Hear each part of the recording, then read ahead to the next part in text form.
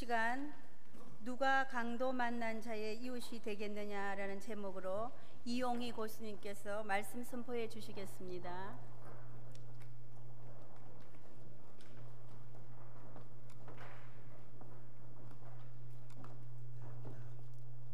함께 기도드리시고 말씀 나누겠습니다. 하나님 감사합니다. 저희들이 6.25 발발 65주년을 맞으며 또 함께 호국 보훈의 달로 주님께서 주신 우리 조국을 생각하며 말씀 나누게 하심을 감사합니다.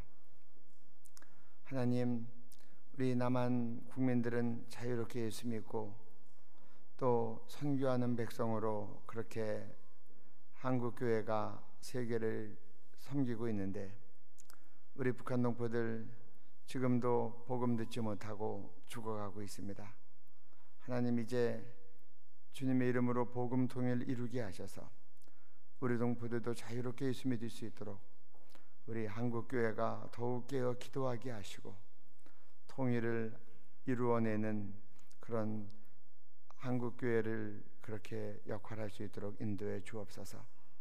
오늘 이 시간에 말씀을 나눌 때 북한에 대한 영적 이해가 분명해지게 하시고 북한 동포들이 사랑하는 예수님의 마음과 예수님의 뜻이 마음에 부어지게 하시고 이제 북한을 위하여 기도하지 않고는 견딜 수 없는 주님의 그 뜨거운 마음 우리에게도 부어 주옵소서. 그래서 하나님, 이제는 분단 70년 통일을 이루어 북한 동포들도 자유롭게 예수 믿고 남북한이 함께 정말 예수한국, 선교한국 이룰 수 있도록 은혜를 내려 주옵소서.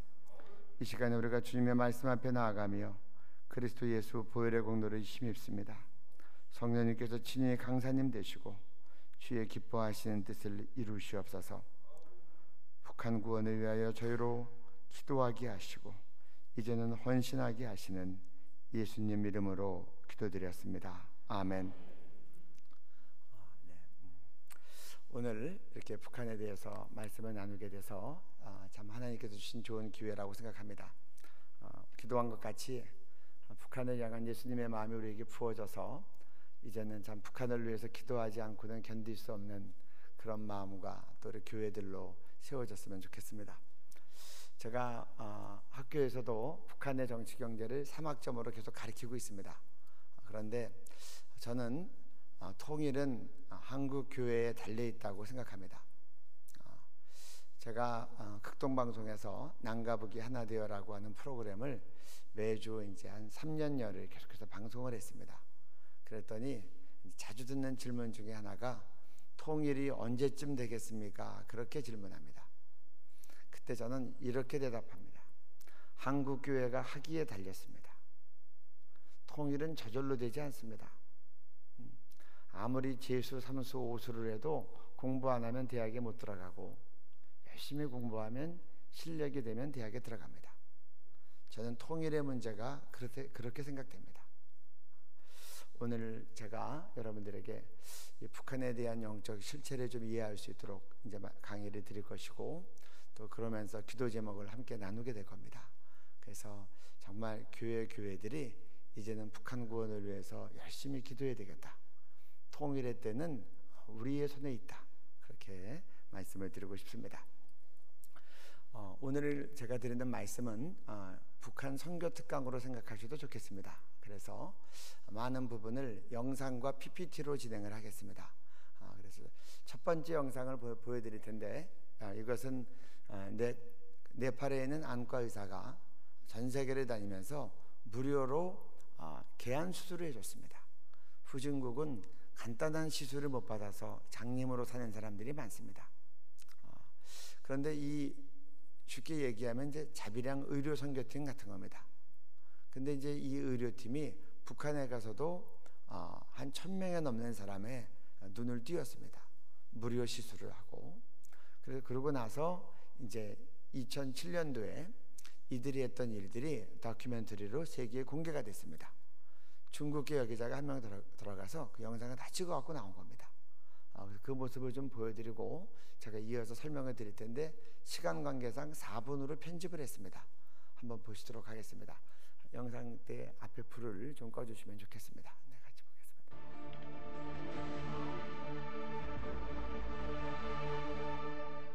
취재진의 북한 체류 마지막 날, 루이트 박사는 환자 1000명 수술이라는 목표를 이루기 위해 저녁 늦게까지 분주합니다. 그는 정치와 무관하게 전 세계가 이 같은 인도주의적 활동을 해야 한다고 믿습니다. 별 문제가 없는 한 내일 이들은 시력을 회복하게 됩니다. 하지만 이들이 보게 될 세상은 우리의 예상과는 다른 것일지도 모르죠. 백내장 환자들이 병원에 모여 루이트 박사가 붕대를 풀어주기를 기다리고 있습니다. 박사는 1000명이 넘는 환자를 수술해 목표를 이루었지만 환자들은 아직 결과를 확신하지 못하고 있죠. 어떤 이는 한쪽 눈만, 또 어떤 이는 양쪽 눈 모두 실명된 상태가 오래됐지만 루이트 박사는 긍정적입니다. 이 일이 순조롭다면 사람들은 붕대를 풀자마자 그 즉시 앞을 볼 수 있게 됩니다. 맨 처음 결과를 확인하게 된 23살의 여성은 아버지와 함께 왔습니다. 그녀는 수년 동안 완전히 실명된 상태였죠. 뭐요? 호나치가 네 손으로. Where's your Oscar? Where is her father? 아버지 어디 있나 여기? 여기 있습니다. 승희야, 몇 포인이야? 살고 포인이? 위대한 장군님의 덕분이구나. 우리 장군님께 근절을 드려한다. 우리 장군님 정말 고맙습니다. 지금 이 자리에서 아버지 장모님께 감사 인사를 드리고 싶습니다. 위대한 영주자 김정일 원수님 정말 고맙습니다.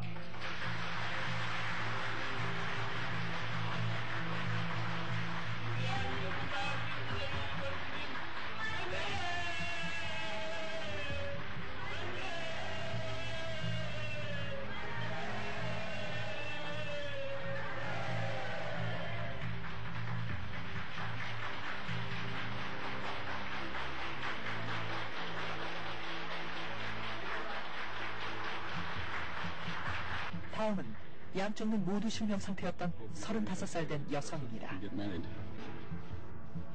뭐요? 지금 저희들 그만해서 정말 가리니 장모님께 부탁을 드리겠습니다. 정말 고맙습니다.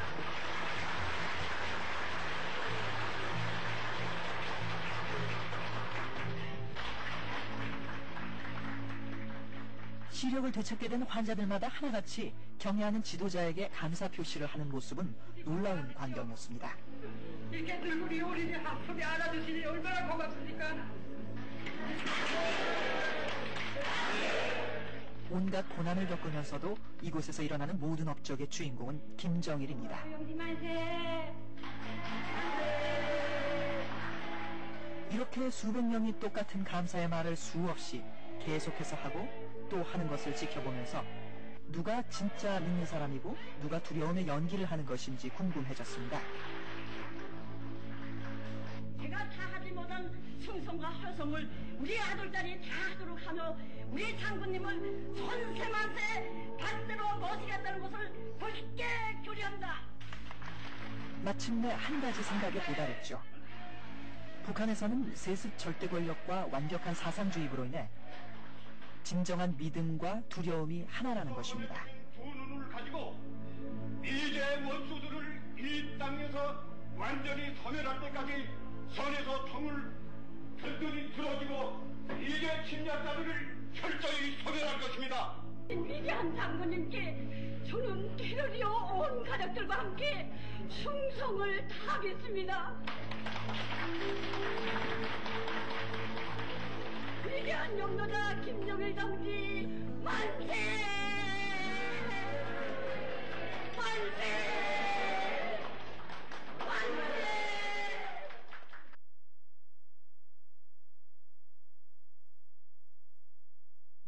2007년도에 공개된 영상입니다. 의료진이 가서 무료로 다 수술을 했습니다. 특별히 전기 사정이 안 좋기 때문에 북한에서는 갈 때는 발전기를 가지고 들어가서 밤에까지 수술을 했다고 들었습니다. 눈 뜨고 난 다음에 의사 선생님한테 고맙다고 인사한 주민들이 한 명이라도 있습니까? 그리고 다 죽은 김일성 사진에, 이때는 아직 김정일은 죽지 않았습니다. 그래서 김정일 사진에 절을 하는 겁니다. 우리 제가 이어서 여러분들에게 노동신문을 하나 더 보여드리겠습니다. 앞에 불 조금 꺼주셔도 좋겠습니다. 2015년 11월 12일자 신문입니다. 근데 그 바로 앞에 주체 94라고 되어 있습니다. 제가 질문합니다. 주체 94가 무슨 말입니까? 무슨 말이에요? 한번 생각해 보세요. 네. 그러면 2005년 11월 12일은 뭘 기준으로 2005년입니까? 그렇죠. 예수님 오신 지. 예수님의 탄생이 세계 역사의 분기점입니다. 그래서 BC와 AD로 나눕니다. BC는 Before Christ, AD는 라틴 말로 Anno Domini, 주후란 뜻입니다. 그러면 그게 힌트입니다. 그러면 주체 94는 뭘까요? 네, 김일성 태어난 지 94년 됐다는 겁니다. 1912년 4월 15일 김일성이 태어납니다. 북한에서는 세계 역사의 중심점을 예수님의 탄생이 아니라 김일성의 출생으로 잡습니다. 그래서 그때부터 94년 됐다는 겁니다. 북한에서는 이 주체 연호를 우리가 얘기하는 서기, 지금 2015년 6월 21일 이것보다 항상 선행해서 쓰도록 그렇게 되어 있습니다. 모든 공문서나 교과서에 보면 이렇게 나와 있습니다. 제가 2005년 뉴스를 하나 읽어드립니다. 제목이 여러분들도 보이시죠? 불길 속에 서슴없이 뛰어들어. 그 밑에 이제 소제목들이 이렇게 나와 있는데 그 기사 내용을 PPT로 한번 읽어드리겠습니다. 네. 지난 10월 어느 날 저녁이었다. 사무실을 나서던 김재경 동무는 눈이 둥그레졌다. 광산 가까운 곳에 있는 농장원들의 살림집들에 불이 났던 것이다. 불길은 점점 세차게 번지기 시작하였다. 사람들과 함께 그곳으로 달려간 김재경 동무는 주저없이 불길 속에 뛰어들어 위대한 수령님과 경의하는 장군님의 초상화들을 완전하게 모셔내었다. 그가 농장원의 아내의 생명을 구원하기 위해 다시 불길에 휩싸인 집안으로 뛰어들었던 그 순간 그만 지붕이 내려앉았다. 이렇게 김재경 동무는 동지들의 곁을 떠나갔다. 이게 아까 불길 속에 서슴없이 뛰어들어라고 하는 큰 제목 밑에 나온 기사 내용입니다. 불이 났는데 제일 먼저 뛰어들어가서 사람을 구한 게 아니라 초상화부터 들고 나온 겁니다. 이어서 사람 구하러 갔다가 지붕에 내려앉아 죽은 겁니다. 그것이 신문에 나왔고 김재경 동무는 공화국 영웅이 됐습니다. 국가영웅칭호를 받았습니다. 그 다음 이어지는 뉴스들을 보겠습니다. 아내와 자식을 산사태에 이르면서도 초상화부터 모셔내온 같은 농장원 박중렬. 사람들이 내민 구원의 손길에 초상화를 부탁하고 휘말려드는 물결 속에서 더는 솟구치지 못한 평강군 정동협동농장원 최양미. 이제 이게 홍수가 나서 떠내려가다가도 사람들이 손길을 내밀면 우리 같으면 그 손 붙잡고 배 위로 올라올 텐데 그 손길이 왔을 때 품에 넣었던 초상화 먼저 전달해주고 자기는 물에 들어가 죽은 겁니다. 차양미 씨도 국가영웅칭호를 받았습니다. 그 다음에 물속에서 5살 난 딸애가 등에서 미끄러져 내리는 순간에도 초상화만은 손에서 놓지 않은 이천기초 식품공장 노동자 강형권을 비롯하여 수령 결사 옹이에 생명과 가정을 바친 사람들도 있다. 네. 여기 이게 무슨 말이냐고 하면 아까처럼 똑같이 홍수가 나서 북한에는 산에 나무가 없기 때문에 비가 많이 나면 홍수가 많이 납니다. 갑자기 급물살이 되면 떠내려가는 겁니다. 그래서 그 조그만 배들에 가서 사람들이 막 구조할 때 떠내려갈 때 5살 딸애가 업혔는데 이 아이가 힘이 딸리니까 손가락이 풀어지고 등으로서 미끄러지는데 업었으면 손으로 엉덩이를 잡아줘야 되는데 엉덩이 잡을 손이 없는 겁니다. 한쪽에는 김일성 초상화, 한쪽에는 김정일 초상화. 아이 물에 빠지는 거 잡아주려면 이거 놔야 되는데 놓을 수가 없으니까 그냥 아이 물에 빠지게 둔 겁니다. 강영권 씨도 국가영웅칭호를 받았습니다. 여기 밑에서 이제 두 번째 줄에 보면 수령결사옹이라는 말이 나옵니다. 수령은 북한에서 김일성, 김정일입니다. 수령을 결사, 죽음으로써 옹이 세운다고 하는 뜻입니다. 이게 조선 인민들의 인생관입니다. 그 다음에요. 이번에 피해 지역에서 물이 빠진 다음 흙과 모래에 묻힌 사람들이 발견되었다. 그런데 그들의 품속에서 나온 것은 하나같이 물 한 점 스며들지 않게 비닐로 싼 초상화였다. 이것이 바로 오늘 자기의 존재도 감 높은 존엄과 행복도 수령 결사 옹이의 길에서 찾는 조선 인민의 인생관이다. 이것이 이제 아까 여러분들이 보셨던 노동신문의 그런 이제 기사 내용들입니다. 그 다음이요. 어떻게 하면 국민들이 이런 행동을 하게 되는가?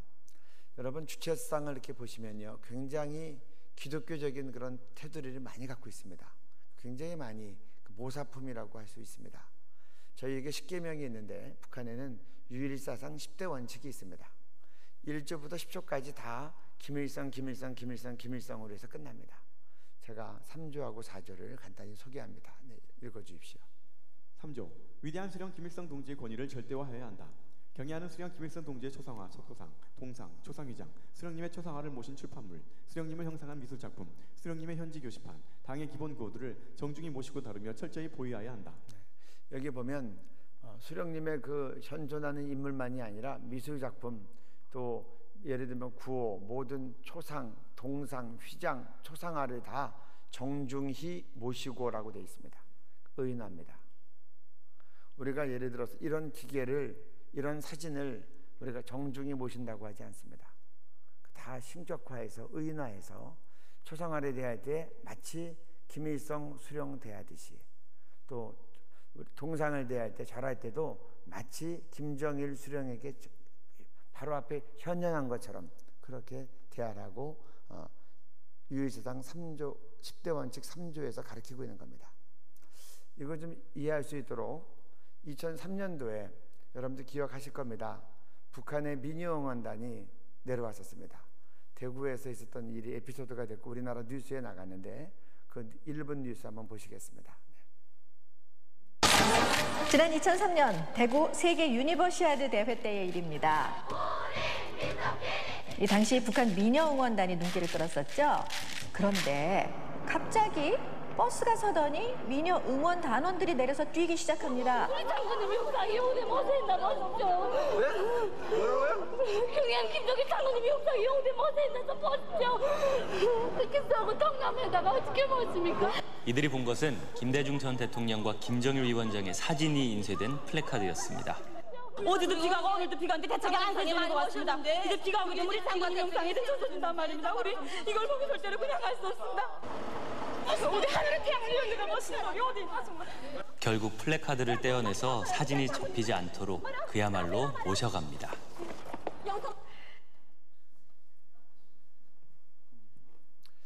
이게 우리나라에서도 화제가 됐었습니다. 교육을 이렇게 받으면 국민들의 행동이 이렇게 나오는 겁니다.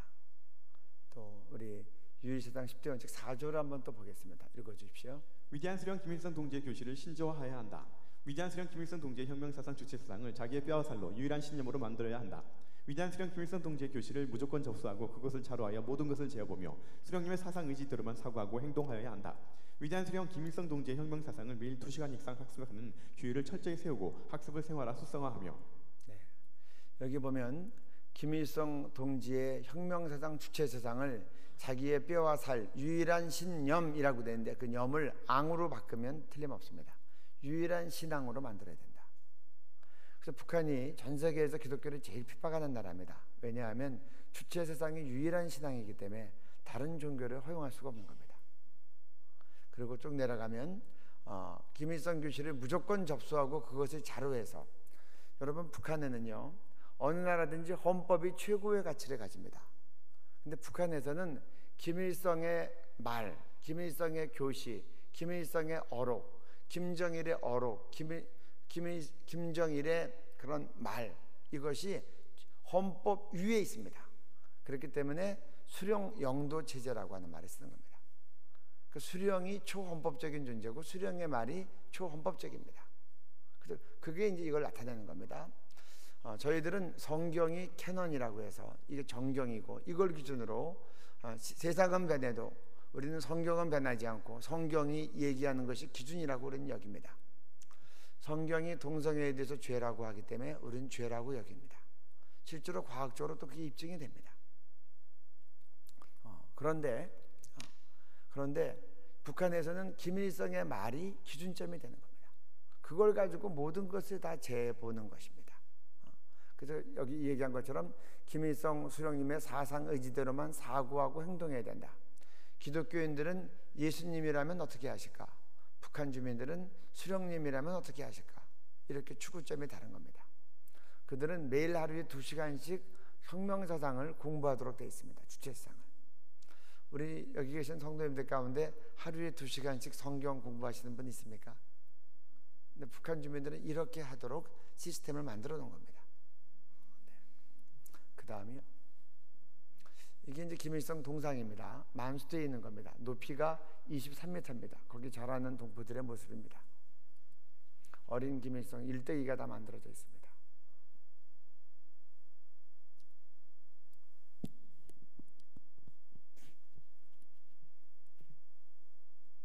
이런 동상이 전국에 38,000개가 있습니다. 그러니까 이 김일성 주체상 자체가 엄청난 유지 비용이 되는 겁니다. 2011년 12월 19일 날 김정일이 죽고 난 다음에 쌍둥이 동상을 세워나갔습니다. 저렇게 쌍둥이로. 저렇게 한 돈만 2012년에 한 5천억 원 정도가 들었다고 들었습니다. 그 다음에요, 김일성이 방문해서 한번 앉으면 거기가 유적지가 됩니다. 페인트 칠을 칠하고 유리관을 씌웠습니다. 그래서 안내원이 찾아온 방문객에게 김일성이 언제 와서 앉았고 앉아서 무슨 말을 했고 설명하고 있습니다. 이게 김정은 동지께서 보아주신 느티나무, 여러분 여기 보시면요, 뒤에 잘 보이실지 모르겠습니다. 여기 위대한 영도자 김정일 동지, 또 그 옆에는 김정은 동지께서 보아주신 느티나무. 이렇게 한번 보아주면 그것도 다 기념비를 만들어서 기념을 하는 겁니다. 그 다음에요, 이게 주체수상 탑입니다. 평양에 있습니다. 기네스북에 올라가 있습니다. 183m입니다. 밤에도 이렇게 불이 들어옵니다. 이게 영생탑입니다. 그 내용 좀 한번 읽어주시겠습니까? 위대한 김일성 동지와 김정일 동지는 영원히 우리와 함께 계신다. 이게 영생탑입니다. 전국에 3,200개가 있습니다. 평양 과계대에도 이게 세워져서 논란이 됐었습니다. 김일성, 김정일은 죽지 않았습니다. 영생탑으로 보여주세요. 네. 영원히 우리와 함께 하신다고 되어 있습니다. 북한에서 가장 많이 보는 플래카드 내용입니다. 그 다음 보겠습니다. 김정일이 죽고 난 다음에 노동신문에 나갔던 캡션 주제입니다. 위대한 김정일 동지는 우리 군대와 인민의 심장 속에 영생하실 것이다. 네. 여기 보면 김정일이 죽고 난 다음에 뭐라고 되어 있냐고 하면 군대와 인민의 심장 속에 영생하실 것이다. 왜 군대가 먼저 나왔는가?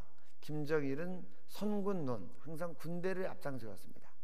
그렇기 때문에 군대와 인민의 심장 속에 영생하실 것이다. 이름 그대로 영생교입니다. 김정일은 죽지 않았습니다. 북한 군인들과 인민의 가심 속에 영생하고 있다고 그렇게 노동신문에서 얘기하는 겁니다. 여러분, 우리나라가 있는 어떤 많이 보는 신문들이랑 노동신문이랑은 이게 비교가 안 됩니다.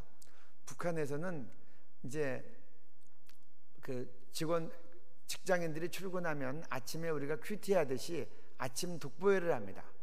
그 아침 독보할 때 쓰이는 재료가 우리는 성경을 가지고 하는데 북한에서는 김일성 어록과 노동신문 자료를 가지고 합니다. 이거는 전인민이 읽는 신문입니다. 그래서 이 노동신문은 전인민에게 주는 지침입니다. 근데 김정일이 죽고 난 다음에 나온 뜻이 이렇게 풀이가 된 겁니다. 군대와 인민의 심장 속에 영생하실 것이다.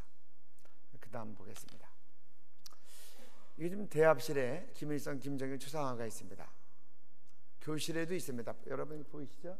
이겁니다. 전철에도 있습니다. 그 다음에요, 병원에도 있습니다. 독서실에도 있습니다. 호텔에도 있습니다. 집집마다 김씨 부자가 주민들이 쳐다보고 있습니다. 네. 텔레비를 켜도 나옵니다. 각 곳마다 김일성 전기가 비치되어 있습니다. 돈에도 있습니다. 우표에도 있습니다.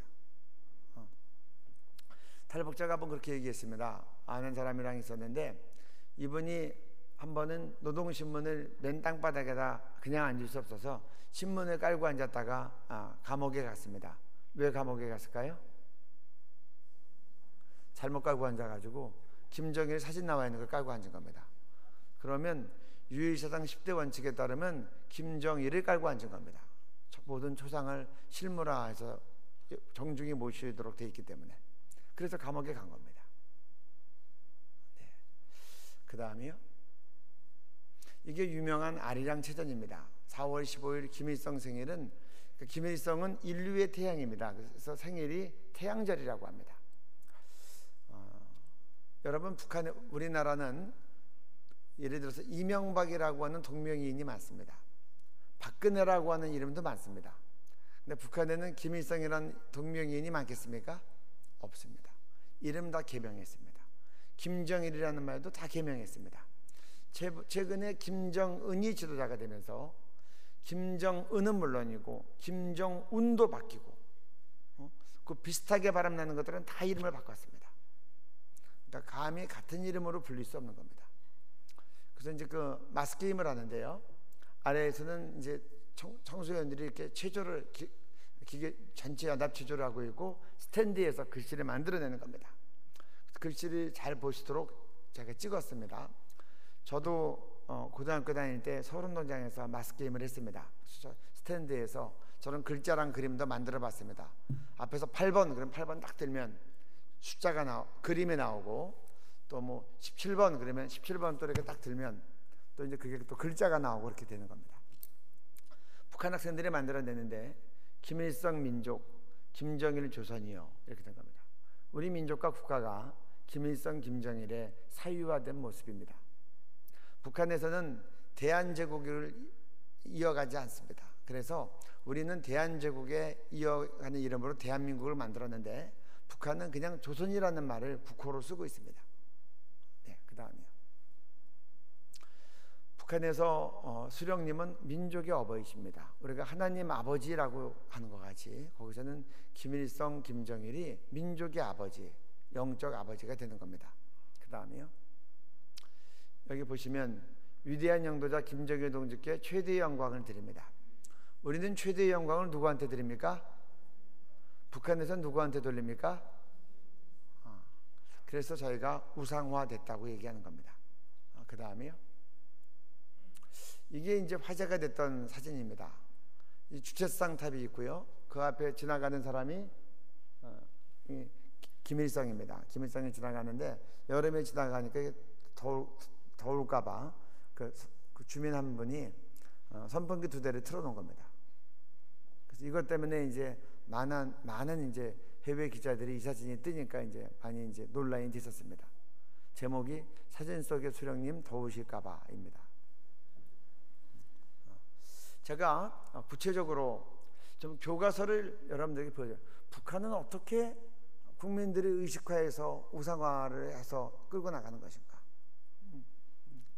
여러분들 이게 초등학교 3학년 교과서입니다. 뒤에 계신 분들 안 보실지 모르겠지만 이거 좀 잘렸네요. 여기 주체 98로 되어 있습니다. 이게 지금 2009년 교과서입니다. 2009년 교과서. 이게 지금 이제 58과인데 조금 잘 보일 수 있도록 PPT로 만들어 드리겠습니다. 읽어 주십시오. 우리 남녘 땅에 세전설 생겼대. 구두 닦기 소년들, 깜파리 소녀들, 골목골목 모여서 깁속말로 소곤소곤. 네, 잠깐. 여기서는 아직까지 남한에 대해서 얘기할 때 소년들은 구두 닦고 소녀들은 껌판다고 이렇게 이해하고 있습니다. 2009년 교과서입니다. 그 다음이요. 김일성 장군님은 축지법을 쓰시더니 위대한 영도자 김정일 원수님은 시간을 주름 잡는 축시법을 쓰신대. 네.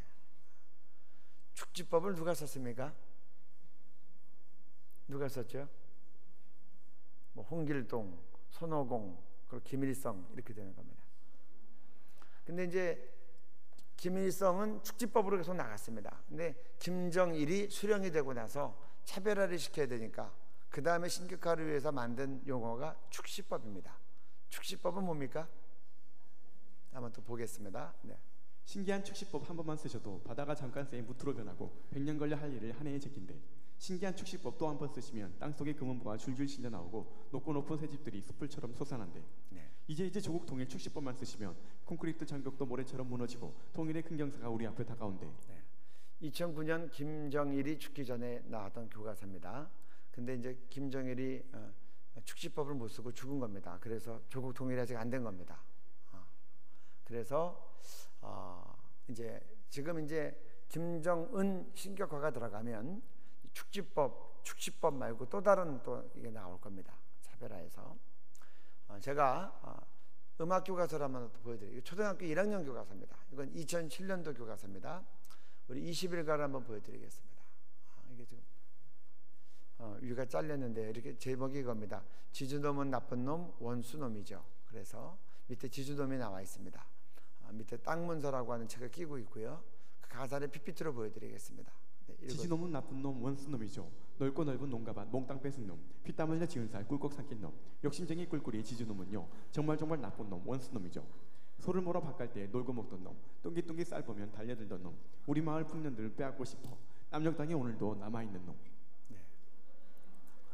다시 제가 여쭤봅니다. 여러분들은 초등학교 1학년 때 무슨 노래 부르셨습니까? 나리나리 개나리, 학교 종이 땡땡땡, 토끼토끼 산토끼. 북한 아이들은 어떤 노래 불러요? 1학년 때? 지주놈은 나쁜 놈, 원수놈이죠. 이게 지금 북한은 국정교과서입니다. 다 동일한 거 배우는 겁니다. 이렇게 교육받으면 이제 이 아이들의 반응이 불이 나도 가서 초상화부터 먼저 들고 나오고, 뭐 제가 탈북민 강철호 목사님 그 간증을 들어봤더니 마을에서 불이 나는데 아버지가 뛰어들어가서 아버지도 자기 자식보다 초상화를 먼저 들고 나오더라는 거예요. 근데 이렇게 교육받으면 이런 모습이 나오는 겁니다. 그 다음에요. 이런 것도 쭉 있습니다. 뭐 그거 한번 읽어주세요. 미국 놈 쳐보시고 꼬마 땅. 미국 놈 쳐부시며 꼬마 땅 크 나간다. 제가 산수책도 봤습니다. 덧셈, 뺄셈, 곱셈, 나눗셈 어떻게 가르치나. 뭐 이런 식으로 이제 설명을 합니다. 예를 들어서 덧셈, 뺄셈 가르칠 때 미제 탱크 9대가 나타났습니다. 우리 용사들이 가서 5대를 까부셨습니다. 남아있는 미제 탱크는 몇 대입니까? 이렇게 하는 겁니다. 그 다음이요. 그리고 초등학교 4학년 김일성 정기를 가르치는 겁니다. 일주일에 2시간을 가르칩니다. 그 다음이요. 김정숙, 김일성의 부인입니다. 일주일에 2시간 가르칩니다. 그 다음에 김정일 일주일에 2시간 가르칩니다. 김정일을 신격하기 위해서 부부를 같이 신격해야 되니까 처음에 김일성을 신격화했다가 김정일을 신격화할 때는 김정숙까지 같이 나와야 됩니다. 부모가 같이 신격화돼야 되니까. 그럼 그런 시스템으로 간다면 이제 김정은이 신격화될 때는 또 이제 김정일 아내가 나와야 되고 또 들어간 김정일 들어가. 그러면 이제 5과목을 배우게 되는 겁니다. 그러니까 집안 신격화라는 것이 굉장히 많은 경제적인 비용을 수반하게 됩니다. 그러니까 아이들이 이것만 3사람에 대해서만 일주일에 6시간씩 배우는 겁니다. 2시간씩 3명 거를. 그 다음이요.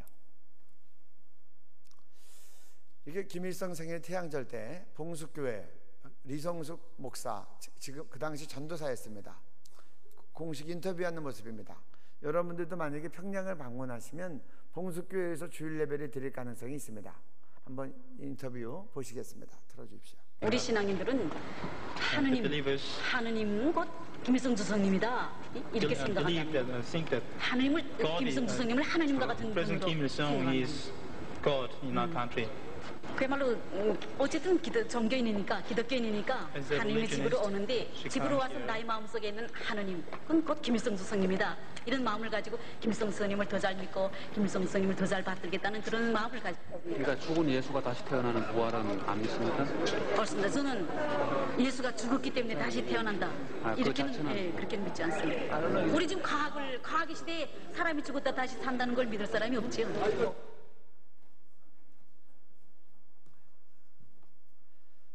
그러니까 이제 북한이 교회를 다 폐쇄했다가 89년도에 국제 청소년 축제를 하면서 외국 사람들이 많이 방문하니까 다시 종교기관을 열었습니다. 헌법에는 종교 자유가 보장이 된다고 되어 있는데 실제 예배당인과 성당과 절이 없으면 안 되니까. 근데 열어놓고 보니까 이게 돈벌이가 되는 겁니다. 오면은 헌금하시고 설교 맡은 사람도 헌금하시고 가고. 그러니까 지금은 아예 작정하고 외화벌이 창구가 된 겁니다. 그런데 거기서 일하는 사역자는 이렇게 신앙 고백을 하고 있는 겁니다. 제가 여러분들한테 질문합니다. 주체사상이 이런 그대로 사상입니까? 아니면 하나의 종교입니까?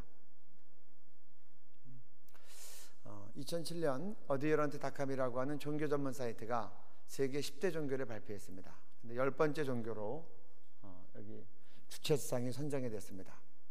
종교가 되려면 교주, 교리, 교인이 있어야 됩니다. 그런데 어디어런트닷컴은 교주로는 김일성, 김정일, 교리로는 김일성 주체사상, 교인은 북한 주민, 전 주민 이렇게 했습니다. 인구가 1900만 명이라고 돼 있어서 제가 좀 의아했습니다. 제가 학교에 있기 전에 UNDP, UN 개발계획에서 프로젝트 컨설턴트 일을 했었습니다. 그래서 제가 북한 데이터를 유심히 봤었습니다. 보통 2300, 2400이라고 인구가 나오는데 1900만이라 그래서 어린아이들이 뺐나 하고 봤더니 여기 그 홈페이지에 나온 설명으로는 북한이 고난의 행군 시기 90년도 중반에 한 400만 명 이상 굶어 죽었다. 그래서 실제 인구는 1900만 명이다 라고 여기서는 추정을 했고, 그래서 전 주민을 다 교인인데 1900만이라고 발표했습니다. 그 다음 오픈도어 선교에서 해마다 기독교 박해지수를 1등부터 50등까지를 발표합니다. 그런데 여러분 보십시오. 북한이 2015년에도 1등이고 2014년에도 1등입니다. 2002년부터 2015년까지 14번, 지금 14년째 들어갔습니다. 계속 박해지수 1등입니다. 제가 최근에 3년 점수를 좀 여러분들에게 공개합니다. 1등부터 10등까지입니다. 북한이 여기 여러분 보시다시피 2015년에 88점으로 1등이고 2013년에 87, 또 2014년에 또 이제 90점으로 1등을 했습니다. 2등부터 10등까지는 다 이슬람 국가들입니다. 이슬람 국가들이 김일성 주체수 선교를 못 따라오는 겁니다. 21세기에 가장 강력하게 기독교를 대적하는 종교는 이슬람교가 아니라 김일성 주체수 선교라는 겁니다. 그래서 제가 정말 통일은 한국교회의 기도에 달려있다고 생각합니다. 기도 외에는 다른 것으로는 이런 종류가 나갈 수 없느니라. 통일은 영적인 문제입니다. 물론 정치, 경제, 교육, 문화 다 뒤따라와야 되지만 정말 이거는 이 주체성이라고 하는 종교가 예수님 대신에 김일성과 김정일 수령이 들어가 있는 그 종교, 그 예수 이름으로 우리가 허물지 않으면 다른 모든 통일의 작업이 막히는 겁니다. 그 다음에요, 요 발표와 함께 나왔던 인터넷 뉴스 읽어드리겠습니다. 북한이 13년 연속 세계 최악의 기독교 탄압국으로 지목됐습니다. 오픈도어 선교회가 1월 발표한 2015년 기독교 박해 국가에서 북한이 또 1위를 차지하여 지난 2002년부터 13년간 최악의 기독교 박해 국가로 선정됐습니다. 오픈도어 선교회는 북한이 기독교를 포함한 종교의 자유를 일체 인정하지 않고 김일성 일가를 기이한 유사 종교화에 숭배하도록 했으며 다른 신을 믿을 경우 즉시 처형하고 있다고 밝혔습니다. 제리 다이스크라 공보국장은 북한 당국의 기독교 탄압은 특히 매우 촘촘히 짜여진 사회 감시망을 통해서는 물론이고 학교에서도 무차별적으로 이루어지고 있다고 지적했으며 김정은 체제 이후에도 전혀 달라진 것이 없고 박해가 증가하고 있다고 밝혔습니다. 또한 선교회는 북한의 지하교회 교인이 최고 40만 명에 이를 것으로 추정했으며 약 7만 명이 교인이라는 이유로 정치범 수용소에 수감됐다고 덧붙였습니다. 북한에서 기독교인이 일단 체포되면 사람으로 대우받지 못할 뿐 아니라 일부 기독교인이 화학 및 생물학 무기 실험 대상으로 쓰였다는 증거도 포착된 바 있습니다. 북한처럼 끔찍하고 체계적인 방법으로 기독교인을 박해하는 나라는 전 세계 어디에도 없습니다. 가족 중 한 명이 투옥되면 3세대가 감옥에 가게 되는 경우가 흔합니다. 북한 다음으로 기독교 박해를 자행하는 나라는 소말리아, 이라크 등 상위 10개국 중 9개국이 이슬람 국가들이며 전체 50개 국가 중 대다수가 이슬람 국가들입니다. 고난받는 자들을 기억하며 기도하라고 말씀하시는 주님, 지난 13년 동안 세계에서 기독교를 가장 심하게 박해하는 나라로 지목된 북한의 악행이 이제는 중지되게 하여 주옵소서. 그 안에서 믿음을 지키는 성도들을 보호하여 주시고 저들이 어떤 고난에도 견딜 수 있는 믿음을 주옵소서. 우리로 고난받는 백성들을 기억하며 기독케 하시고 하루속히 북한 땅에 복음을 자유롭게 전하고 예수를 믿는 성도들이 마음껏 예배하고 찬양할 수 있는 날이 오게 하여 주옵소서. 이 발표에 의하면 기독교인들 한 몇 명 정도로 추정하고 있습니까? 40만 명. 예수 믿다가 정치범 수용소에 지금 끌려간 분들이 몇 분이나 되십니까? 7만 명. 뭐 다 추정치는 다릅니다. 하지만 보통 이제 이렇게 추정들 하고 있습니다.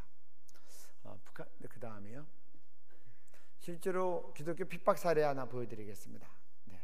종교인들을 함께 데리고 공산주의 사회로 갈 수가 없습니다. 그래서 우리는 기독교 천주교에서 집사 이상의 간부들은 모두 재판에 처단 사형해버렸고 종교인들은 죽여야 그 버릇을 고친다는 것을 알게 되었습니다. 1962년 김일성의 사회안전부 하달교시. 48년 9월 9일 날 김일성 정권이 수립됩니다. 58년 9월 9일 날 북한에 있는 모든 예배당을 폐쇄하도록 공문을 내려보내면 전국으로. 그래도 예배가 근절되지 않으니까 62년에는 집사 이상을 다 죽인 겁니다. 이때부터 교회는 완전하게 이제 지하로 들어간 겁니다. 여기서 집사 이상 되시는 분 한번 손 들어 보십시오. 네, 여러분들 북한에 계셨으면 순교하셨습니다. 네. 그 다음이요. 정치범 수용소를 저희들이 알고 기도해야 됩니다. 왜냐하면 정치범 수용소 상당수가 우리 기독교인들인데 정치범 수용소에도 급수가 있는데 기독교인들이 최하급입니다.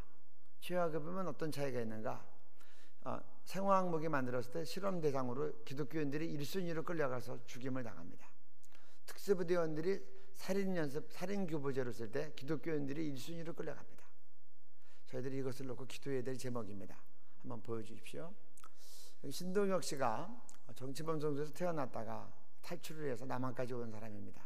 그래서 이분이 증언을 많이 했습니다. 손가락이 한 매듭이 작습니다. 네. 정치범 성소에서 재봉틀 나르다가 떨어뜨려서 손가락 한 매듭을 칼로 끊는 겁니다. 북한에도 저런 일들이 왕왕 있습니다. 잘못하면 수용소 같은 데서 칼이나 작두로 손가락 한 매듭을 끊는 겁니다. 그 다음이요. 이건 신동혁 씨가 이제 불고문 당하는 모습을 이제 그린 겁니다. 신동혁 씨가 엄마, 아빠, 형, 본인 네 식구가 정치범 성소에 살았습니다. 엄마랑 형이 탈출을 모의하니까 신동혁 씨가 그거를 이제 거기 있는 이제 그 지도하는 사람들한테 고발한 겁니다. 그래서 엄마랑 형이 전체가 보는 앞에서 총살당합니다. 근데 후에 이 신동혁 씨도 여기 서로 연루되어 있는 걸 알기 위해서 나중에 본인도 불고문에 당한 겁니다. 근데 신동혁 씨가 이렇게 간증하더라고요. 자기가 북한에 있을 때는 엄마랑 형을 고발해서 그들이 내가 보은 앞에서 총살당해 죽었지만 자기는 조금도 양심의 가책을 느끼지 않았답니다. 왜냐하면 그들이 수령님을 배반했다고 느낀 겁니다. 수령님은 그들에게 영적인 아버지이기 때문에. 근데 이제 남한에 와서 신동혁 씨가 예수를 믿고 이제는 내가 양심의 가책을 느낀다. 내가 잘못했다. 내가 회개한다. 그렇게 증언을 하더라고요. 정치범 성소에 대해서 탈북민들이 직접 만든 짧은 영상이 있습니다. 한번 그 모습을 보겠습니다. 우린 지금 속고 있는 거야. 저 하늘 너머엔 정말 꿈같은 세상이 있어.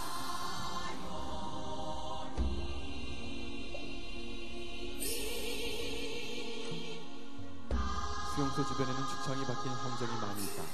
군인들이 24시간 감시하며 보주자는 경고 없이 사살한다. 사람들은 배가 고파 돼지 먹이마저 서로 먹겠다고 싸운다. 나 역시 배가 고파 소똥에 박힌 옥수수 알도 꺼내 먹어야 했다. 보주자 한 명이 차에 묶여 바닥에 질질 끌려왔다. 뒷머리 등가죽이 다 벗겨져 너덜거렸고 그 자리에서 곧 죽었다. 이름은 이영철이다.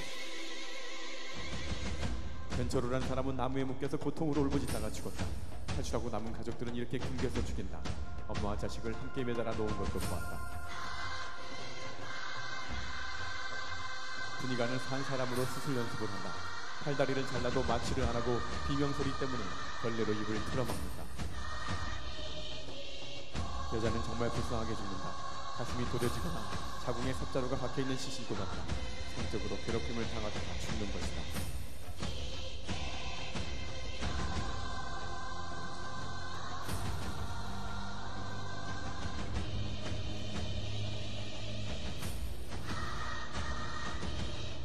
여성이 임신을 하면 죽는다. 최시성을 가진 여자가 아기를 낳았는데 태아는 개먹이로 던져지고 여자도 바로 끌려가서 죽었다. 간부가 직접 산모의 배를 가르고 태아를 꺼내 밟아 죽인 적도 있다. 당시 26살이던 그 여자는 전기 고문으로 까맣게 타 죽었다. 젊은 여자들이 군용견에게 산채를 잡아먹히는 것도 봤는데 당시엔 그런 게 흔한 일이었다. 죽음이 일상화된 곳이었다.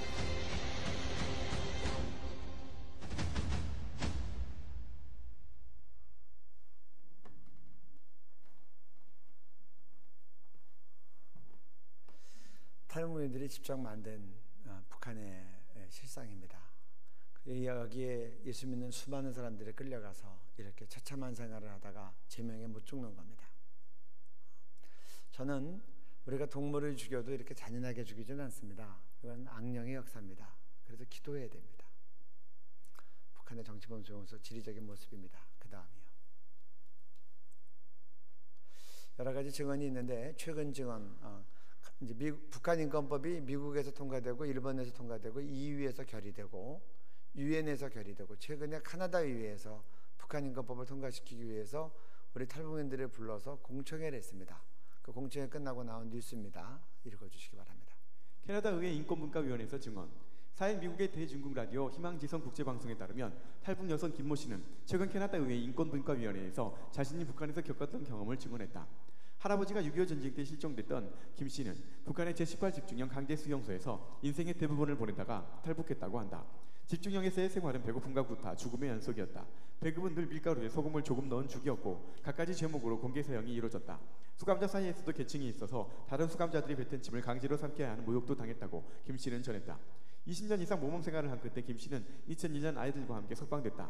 그러나 2년 뒤 마을을 휩쓴 홍수에 실종됐고 아이를 찾다 지친 김 씨는 2005년 중국으로 건너갔다. 식당에서 일하던 김 씨는 중국 공안에게 발각될까봐 항상 조심했지만 결국 시장에서 붙잡혀 북한으로 돌려보내졌다. 북한으로 후송된 김 씨는 다시 집중형으로 보내졌다. 그는 2008년 집중형에 있을 때는 상황이 더 악화돼 있었다며 아들을 죽여서 돼지고기로 속여 판 엄마도 있었다고 증언했다. 고열을 앓던 딸을 살해한 뒤 먹었다는 죄로 사형된 여성도 있었다고 김 씨는 증언했다. 김 씨는 이후 가까스로 집중형을 빠져나온 뒤 브로커를 통해 라오스로 도망쳤고 태국을 거쳐 한국에 도착했다. 북한의 실상을 알리기 위해 선글라스 쓴 채 캐나다 의회에 선 김 씨는 북한 인민들을 어떻게 도와야 하느냐는 의원들의 질문에 가축용 사료를 보내라. 식용을 보내면 인민들에게 절대 돌아가지 않지만 가축용을 보내면 인민들에게 돌아갈 것이라고 대답했다. 이 같은 이야기를 들은 캐나다의 마리오 실바 의원은 이 증언은 인권분과위원회에서 들은 이야기 중 가장 비극적이고 믿을 수 없는 이야기라고 말했다고 희망지성 국제방송은 전했다. 대답하여 이르되 내 마음을 다하며 목숨을 다하며 됐습니다. 요건 아까 읽은 본문이기 때문에 율법학자가 예수님께 질문했습니다. 네 이웃을 내 몸같이 사랑하라고 하셨는데 이웃이 누굽니까? 그랬더니 예수님께서 예루살렘에서 여리고로 내려가다가 강도 만난 사람 얘기를 하는 겁니다. 제사장이 피해가고 레위인도 피해가고 당시 사마리아 사람은 혼혈이었기 때문에 경멸을 당했는데 그 사마리아 사람이 가서 싸매주고 치료해주고 그리고 그 사람을 자기가 타고 온 짐승에 태워서 여관으로 들어가서 돌봐주다가 떠날 때가 되니까 여관 주인에게 돈을 주고 부탁하고 떠난 겁니다. 그러고 나서 예수님께서 그렇게 물어보십니다. 이 말씀 후반부로 옮겨주세요. PPT를. 여기 보면 중반부에 보면 내 생각에는 이 세 사람 중에 누가 강도 만난 자의 이웃이 되겠느냐. 그러니까 율법학자가 자비를 베푼 사람입니다. 예수께서 이르시되 가서 너도 이와 같이 해라. 저는 제가 이 말씀 묵상하기 전에 내 이웃을 내 몸같이 사랑하라고 하면 이웃이 우리 가족인 줄 알았습니다. 우리 교회 교우들인 줄 알았고 저하고 친한 친지들인 줄 알았어요. 예수님의 설명은 전혀 다르신 거예요. 여러분 강도 만난 사람이랑 사마리아 사람이랑 평소에 알고 지냈겠습니까? 아마 태어나서 처음 만났을 겁니다. 이름도 몰랐을 거예요. 내가 한 번도 본 적도 없고 내가 이름도 모르고 어쩌면 자기를 혼혈이라고 경멸했던 유대인이었을 가능성이 많습니다. 혹 나를 경멸했었을지라도 지금 내가 도와주지 않으면 죽어가는 그 사람 내가 도와줄 때 그때 나는 그의 이웃 된다는 겁니다. 저는 제가 이 말씀을 묵상하기 전에는 끼리끼리 잘해주는 게 이웃사랑인 줄 알았어요. 아는 사람들이 격려하고 챙겨주고 어려울 때 도와주고 도움받고. 근데 예수님이 설명하는 그 이웃사랑은 전혀 그렇지 않으신 거예요. 내가 한 번도 본 적 없어도 혹 나를 미워했었을지라도 내가 지금 도와주지 않으면 죽어가는 그 사람 도와줄 때 그때 나는 그의 이웃 된다는 거예요. 오늘 예수님 우리에게 말씀하십니다. 누가 김일성 주치상이라는 강도 만나서 이 세상에서도 지옥같이 살다가 죽어서는 진짜 지옥 가는 북한 동포들의 이웃이 되겠느냐. 우리 그 다음 말씀 보겠습니다. 네. 사울이 길을 가다가 다메섹에 가까이 이르더니 호련히 하늘로부터 빛이 귀를 둘러 비치는지라 땅에 엎드려져 들으며 소리가 있어 이르시되 사울아 사울아 내가 어찌하여 나를 박해하느냐 하시거늘 대답하되 주여 누구시니까 이르시되 나는 내가 박해하는 예수라. 내가 줄일 때에 너희가 먹을 것을 주지 아니하였고 목마를 때에 마시게 하지 아니하였고 나그네 되었을 때 영접하지 아니하였고 헐벗을 때에 옷 입히지 아니하였고 병들었을 때와 옥에 갇혔을 때에 돌보지 아니하였느니라 하시니 그들도 대답하여 이르되 주여 우리가 어느 때에 주께서 줄이신 것이나 목마르신 것이나 나그네 되신 것이나 헐벗으신 것이나 병드신 것이나 옥에 갇히신 것을 보고 공양하지 아니하더이까. 이에 임금이 대답하여 이르시되 내가 진실로 너희에게 이르노니 이 지극히 작은 자 하나에게 하지 아니한 것이 곧 내게 하지 아니한 것이니라 하시리니. 사울이 예수님을 핍박할 때 너무 열심히여서 예수 믿는 사람들이 다메섹까지 피난 가니까 체포영장 받아가지고 쫓아간 겁니다. 쫓아가다가 너무 밝은 빛이 비치니까 실명하고 쓰러져서 빛을 향하여 물어봅니다. 주님 누구십니까? 빛이 말을 합니다. 나는 네가 핍박하는 예수다. 사울이 예수님 핍박했습니까? 사울이 채찍질했습니까? 사울이 옆구리에 창 찔렀습니까? 사울이 가시멜루간 씌웠습니까? 예수님 왜 그러세요? 성도들이 매맞고 성도들이 고문당하고 성도들이 감옥에 갇힐 때 예수님이 매맞고 예수님이 고문당하고 예수님이 감옥에 갇힐 때 성도들은 몸이고 예수님은 머리인데 누가 와서 칼로 배를 쿡 찌르면 입이 한다는 겁니다. 제가 오늘 한 교회 갔더니 목사님께서 저한테 그런 간증하시더라고요. 본인이 외국에서 집회 설교를 앞두고 간절히 기도하시는데 기도 가운데 자기 눈앞에 한반도 지도가 쫙 펼쳐지더랍니다. 그 위에 예수님의 얼굴이 나타나더랍니다. 그리고 예수님의 그 두 눈에서 눈물이 떨어지는데 북한 땅을 향해서 하염없이 쏟아지고 북한 땅을 다 적시더랍니다. 이 목사님은 너무 놀라가지고 하나님 앞에서 주님 잘못했습니다. 예수님의 눈물이 있는 그 북한에 내 눈물이 없었습니다. 그리고 저한테 그러는 거예요. 그 다음부터 자기가 날마다 북한을 위해서 기도합니다. 여러분들 예수님 사랑하시죠? 예수님의 눈물이 있는 북한에 여러분의 눈물이 있습니까? 여러분 예수님 사랑하시죠? 예수님은 하늘 보좌 우편에서 예수님이 북한을 위해서 간절히 중보기도 하시는데 여러분들은 북한을 위한 기도가 있습니까? 우리가 훗날 주님 앞에 다 설 것입니다. 그때 주님께서 우리한테 내가 북한 땅에서 굶어 죽어갈 때 네가 나를 위해서 아무것도 하지 않았다. 내가 북한에서 예수 믿다가 발각돼서 정치범죄에 끌려가서 매맞고 생체 실험당하고 피를 토하고 죽어갈 때 네가 나에 대해서 전혀 신경 쓰지 않았다. 내가 북한에서 굶어 죽지 않으려고 압록강 두만강을 넘어서 중국에서 도망다니고 팔려다닐 때 네가 나를 도와주지 않았다. 내가 중국에서 도망다니다가 중국 공안에 붙잡혀가지고 북한의 강제 북송을 앞두고 압록강 두만강 국경수비대에서 제발 강제 북송시키지 말아달라고 강제 북송되면 내가 고문당하고 잘못하면 죽기도 한다고 몸부림칠 때 네가 나를 도와주지 않았다. 이렇게 말씀하지 않으셨으면 좋겠습니다. 내가 북한에서 굶어 죽어갈 때 네가 울면서 나를 위해서 기도했다. 내가 정치범죄에 끌려가서 생체 실험 당할 때 네가 정치범죄가 해체되고 갇힌 자들이 노임되도록 금식하면서 기도했다. 내가 목숨을 걸고 압록강 도망강을 넘어서 중국에서 도망다니고 팔려다닐 때 너희들이 돈을 모아서 나를 남한 땅으로 데리고 들어왔다. 그리고 내가 중국 공안한테 붙잡혀서 강제 북송을 앞두고 몸부림칠 때 너희들이 탈북자 강제 북송 반대를 외쳤다고 고맙다고 우리를 품에 안으셨으면 좋겠습니다. 우리 그 다음 마지막 말씀 갑니다. 읽어주십시오. 누구든지 자기 친족, 특히 자기 가족을 돌보지 아니하면 믿음을 배반한 자요 불신자보다 더 악한 자니라. 내가 그리스도 안에서 참말을 하고 거짓말을 아니하노라. 내게 큰 근심이 있는 것과 마음에 그치지 않는 고통이 있는 것을 내 양심이 성령 안에서 나와 더불어 증언하노니 나의 형제 곧 고리게 친척을 위하여 내 자신이 저주를 받아 그리스도에게서 끊어질지라도 원하는 바로라. 성경은 그렇게 얘기합니다. 자기 친족 가족을 돌보지 아니하면 믿음을 배반한 자요 불신자보다 더 악한 자니라. 이건 부모 공양은 물론이고 영적인 책임도 나타냅니다. 우리 만약에 여러분들이 부모님이 예수 안 믿는데 여러분들이 아프리카 선교사로 파송됐으면 아프리카 선교지에서 부모님 예수 믿도록 기도하시겠습니까? 안 하시겠습니까? 선교사역 중에도 나의 필수적인 책임 때문에 예수님 믿도록 기도하는 겁니다. 가장 중요한 효도는 우리 부모님 예수 믿고 천당 가는 겁니다. 우리가 복양도 잘해야 되지만 지옥 가면 어쩌시겠어요? 이게 핏줄된 책임입니다. 북한에 대해서 우리는 그런 책임이 있다는 겁니다. 전 세계에서 북한 땅이 가장 핍박받는데 한국교회가 북한 선교를 선택으로 알고 있으면 안 되는 겁니다. 우리 부모님이 예수 안 믿으면 내가 어떠한 일을 하더라도 선교지에 있더라도 외국에 있더라도 부모님 위해서 기도하는 것 같이 한국교회는 그리고 교포교회는 다 북한 선교하고 동시에 세계 선교하는 겁니다. 그런데 이것을 아프리카 선교할까, 네팔 선교할까, 캄보디아 선교할까, 북한 선교할까 선택이 아닙니다. 우리 가족이 예수 안 믿으면 나는 가족에 대한 필수적인 책임이 있는 것 같이 우리 북한 농부 구원에 대해서 남한교회가 이렇게 책임 있지 않으면 누가 책임지겠습니까? 지금 북한 농부들 예수 믿을 기회도 없이 죽어간 사람이 분단 70년 동안에 2천만 명이 넘습니다. 북한 농부들이 얼마나 더 예수 못 믿고 지옥 가야 한국교회가 정신을 차리고 기도하겠습니까?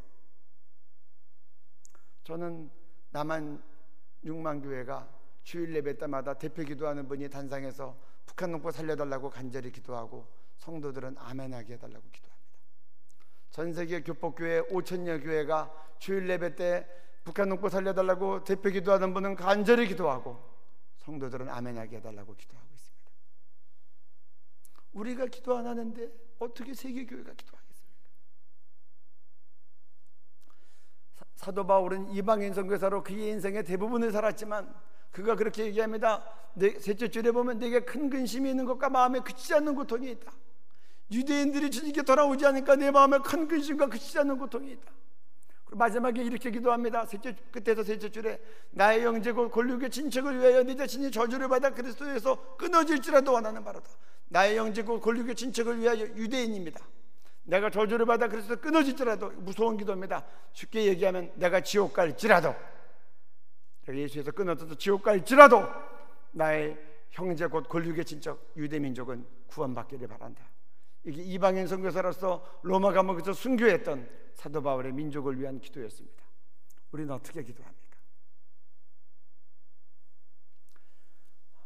내가 기뻐하는 금식 읽고 마치도록 하겠습니다. 나의 기뻐하는 금식은 흉악의 결박을 풀어주며 멍에의 줄을 끌어주며 압제당하는 자를 자유하게 하며 모든 멍에를 꺾는 것이 아니겠느냐.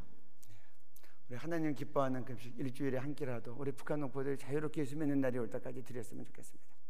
북한 농부들은 굶다가 죽지까지 하는데 우리들은 살쪄서 다이어트 하느라고 열심인데 하나님 우리 북한 농부들을 살려주십시오. 흉악의 결박을 풀어주십시오. 멍에의 줄을 끌어주십시오. 압제로부터 자유하게 해주십시오. 북한 농부들 예수 못 믿고 지옥 가게 하는 주체성의 모든 멍에가 그리스도 예수의 이름으로 끊어질지어다. 기도하시겠습니다.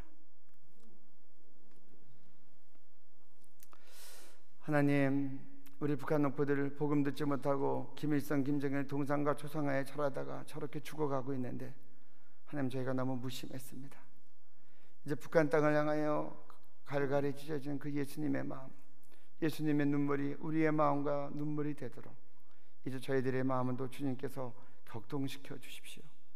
그래서 하나님, 북한을 위해서 견딜 수 없는 마음으로 기도하게 하시고 우리가 기도함으로 북한에 덮고 있는 사망 권세가 무너지고 우리 동포들이 이제 자유롭게 예수 믿고 북한 땅 방방곡곡에 피 묻은 그리스도의 복음이 증거되고 우리 북한 동포들도 도둑맞은 70년을 보상받게 하시고 그리고 이제는 복음으로 말씀으로 무장돼서 땅끝까지 선교하는 그런 복된 백성 되게 주옵소서.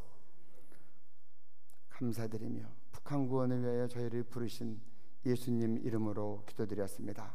아멘.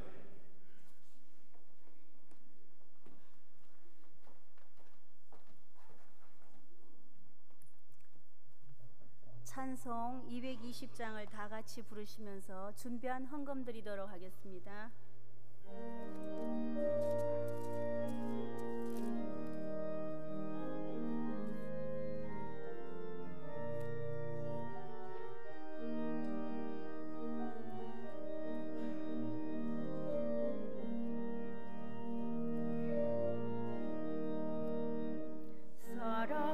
사랑하는 주님 앞에 형제자매 한자리에 그 신은혜 생각하며 즐거운 찬송 부르네.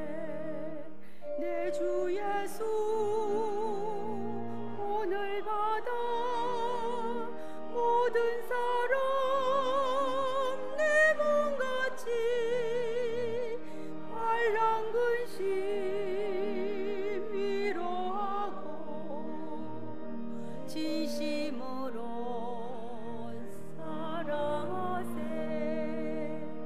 사랑하는 주님 앞에 온갖 충성 다 바쳐서 괴로우나 즐거우나 주님만 힘써 섬기네. 우리 주님 거룩한 손 제자들의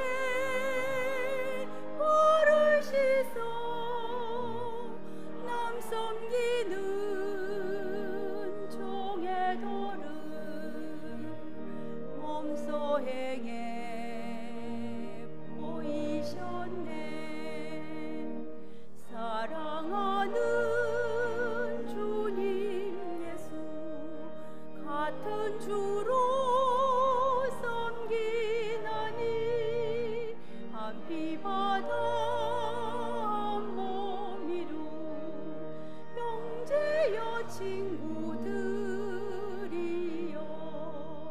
한 몸같이 친밀하고 마음으로 하나 되어 우리 주님 크신 뜻을 지성으로 준행하세.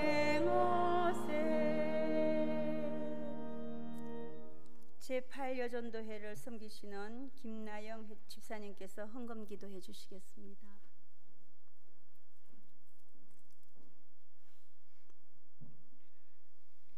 찬양과 영광을 온전히 받으시기에 합당하신 하나님, 이 시간 마음과 뜻과 정성을 모아 기도합니다.